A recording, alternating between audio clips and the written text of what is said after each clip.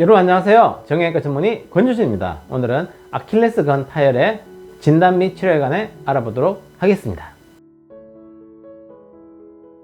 아킬레스건 파열의 원인으로서는 스포츠 활동을 하다가 발바닥이 족저 굴고 약간 이런 식으로 되어 있는 상태에서 갑자기 탁 이런 식으로 꺾이는 힘을 받았을 때 아킬레스건이 뒤쪽에 있는 아킬레스건이 파열되는 원인이 되겠습니다.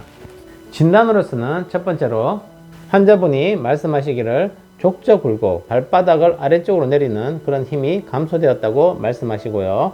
두 번째로는 이학적 검사에서 종아리를 이렇게 쥐어짰을 때 정상적으로는 발목이 이런 식으로 아래쪽으로 움직이는데 아킬레스건이 끊어지게 되면 종아리를 압박했을 때 발목에 움직임이 없는 경우 톰슨 검사 양성을 보고 아킬레스건 파열을 알 수가 있겠습니다. 세 번째로는 가장 확실한 방법은 MRI를 찍어서 아킬레스건이 끊어진 것을 직접 눈으로 확인할 수가 있겠습니다.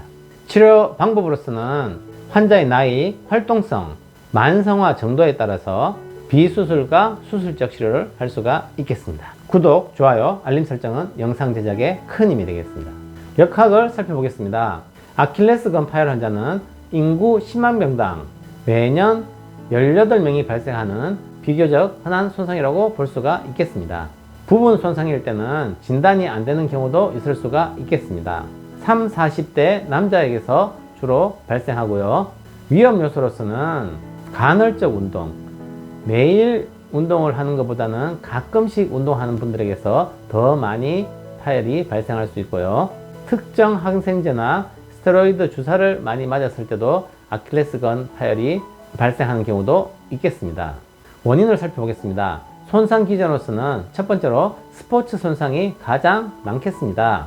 두 번째로는 갑작스런 발목을 심하게 운동했을 때 발생하는 것으로 되어 있습니다.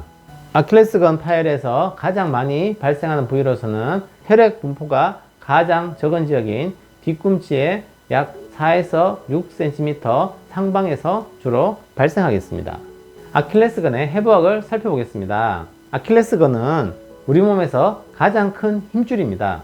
이 아킬레스건을 구성하는 두 가지 근육이 있는데요. 이 아래쪽에 있는 것이 가자미 근육, 솔레우스, 그 위에 있는 것이 종아리 근육인 가스트로크네미우스, 내측, 외측 이 두 개가 모여서 이 근육 두 개의 근육이 모여서 아킬레스건을 형성하겠습니다.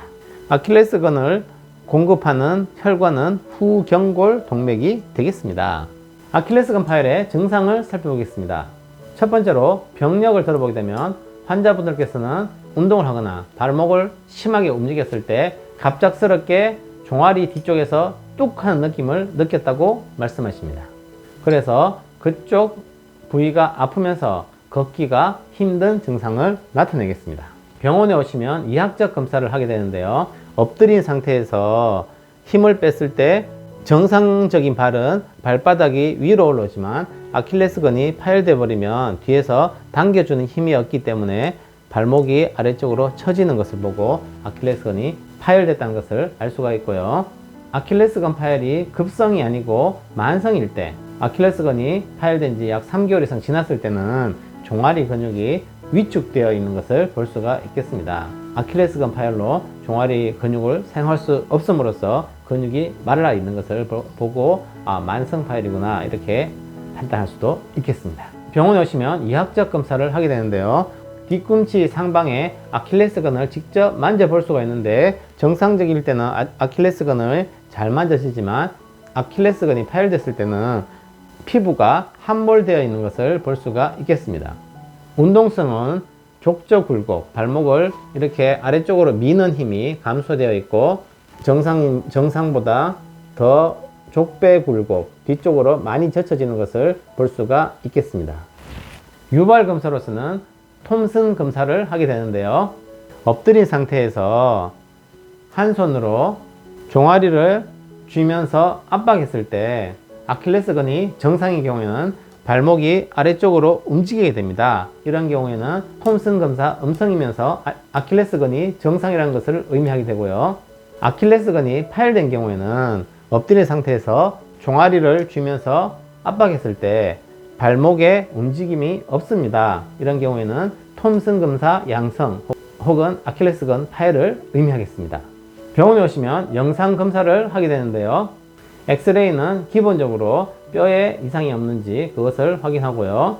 초음파도 할 수도 있지만 요즘에는 초음파는 건너뛰고 바로 MRI를 하는 경우가 더 많겠습니다.